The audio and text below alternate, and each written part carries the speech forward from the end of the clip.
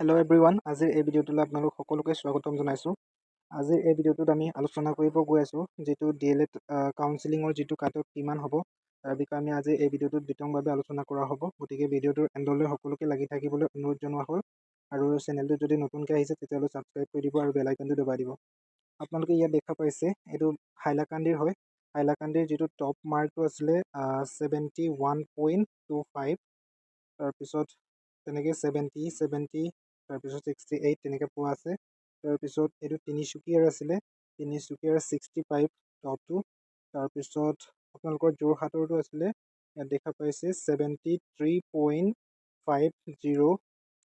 তাৰপিছত নেক্সটটো আছে আপোনালোকৰ যিটো মাজুলীৰ আছিলে, মাজুলীৰো ইমান উঠা নাই, 69 আহিছে টপটো।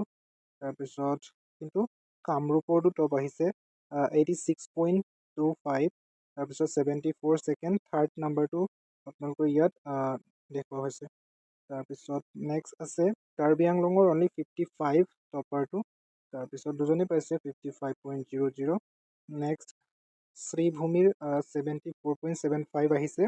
তাৰপিছত যিটো কোকৰাঝাৰৰ কিন্তু 80 আহিছে টপটো। তাৰপিছত নেক্সট মৰিগাঁৱৰ 72.50।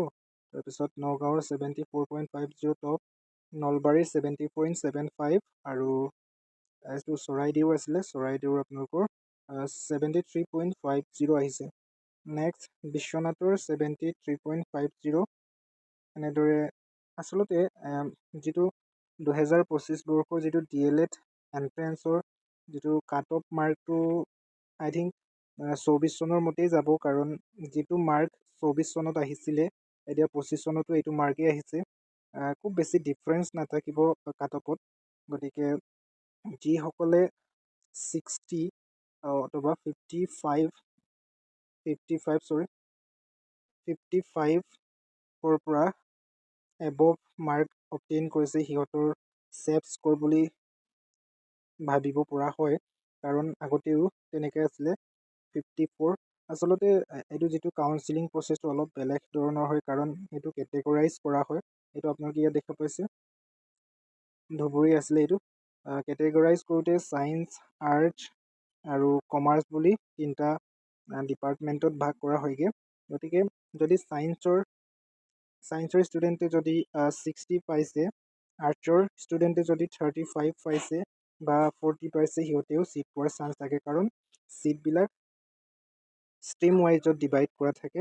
ছায়েন্স, আৰ্টছ আৰু কমাৰ্চ তেনেকৈ তিনিটা ষ্ট্ৰীমত ডিভাইড কৰা থাকে। গতিকে যদি আপোনালোকে আৰ্টছৰ কেণ্ডিডেট হয় তেতিয়াহ'লে যদি আপুনি 30 পাইছে বা 40 পাইছে তেতিয়াও পোৱাৰ চান্স থাকে। গতিকে আপোনালোকে কাউন্সিলিং প্ৰচেছত সোমাই দিব চেষ্টা কৰিব, কাৰণ যদি কাউন্সিলিংটো কৰে তেতিয়াহ'লে আপোনালোকৰ পোৱাৰ চান্সটো থাকে, কাৰণ আৰ্টছৰ ষ্টুডেণ্টে বেছিভাগে কম মাৰ্ক পালেও ছিট পোৱাৰ আশা থাকে, মই দেখিছোঁ মানে তেনেকুৱা।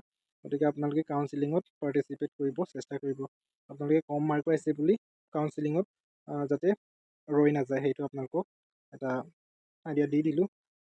গতিকে ইয়াত দেখাই পাইছে 69, বেছি উঠাই নাই, মেক্সিমাম 80 পাইছে। তাৰপিছত বাকী 70তে ৰৈ গৈছে, তাৰপিছত 60 সেইবিলাক ৰৈছে।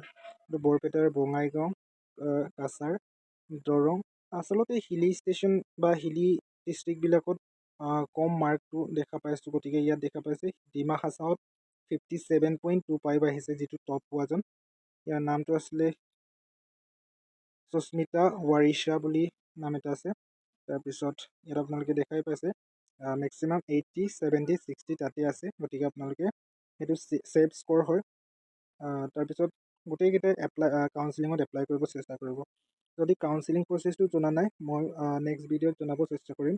যদি ভিডিঅ'টো লাগে তেতিয়াহ'লে কমেণ্ট বক্সত কমেণ্ট কৰি জনাব। আকৌ লগ পাম নেক্সট ভিডিঅ'ত, তেতিয়ালৈ ধন্যবাদ, বাই বাই।